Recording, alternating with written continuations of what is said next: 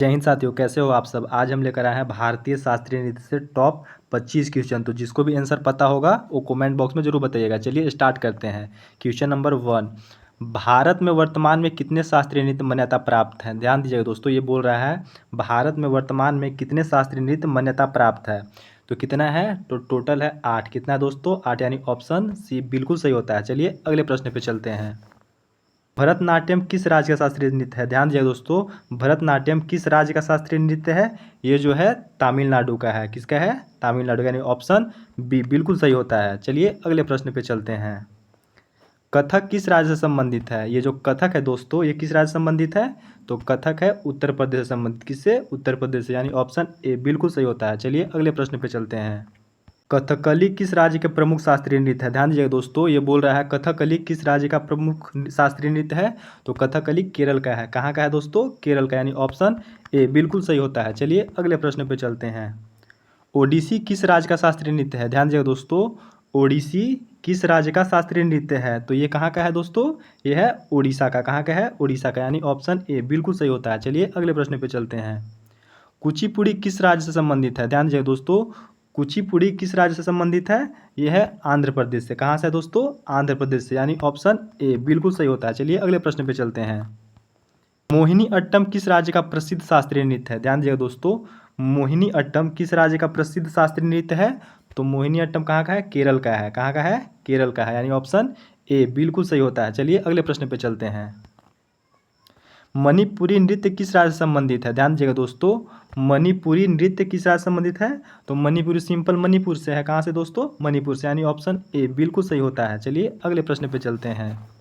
सत्रिया किस राज्य का शास्त्रीय नृत्य है। ध्यान दीजिए दोस्तों, सत्रिया किस राज्य का शास्त्रीय नृत्य है। तो ये कहाँ का है दोस्तों, ये है असम का। कहाँ का है दोस्तों, असम का, यानी ऑप्शन ए बिल्कुल सही होता है। चलिए अगले प्रश्न पे चलते हैं। कथक शब्द की उत्पत्ति किस शब्द से हुई है। ध्यान दीजिएगा दोस्तों, कथक शब्द की उत्पत्ति किस शब्द से हुई है।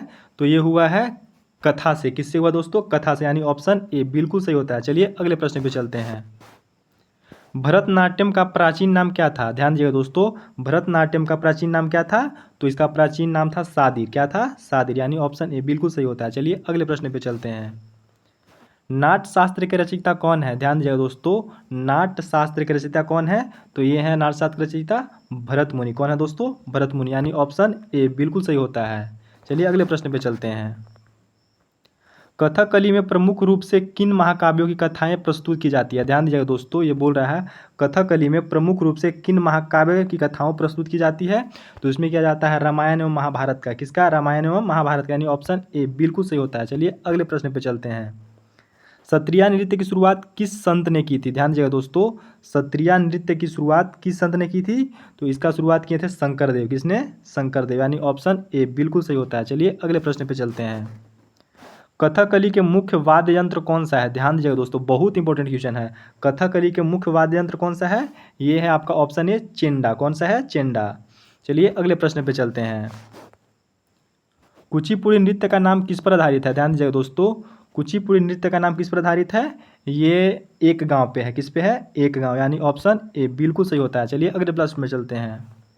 ओडिसी नृत्य का संबंध किस प्रसिद्ध मंदिर से माना जाता है। ध्यान दीजिएगा दोस्तों, ओडिसी नृत्य का संबंध किस प्रसिद्ध मंदिर से माना जाता है।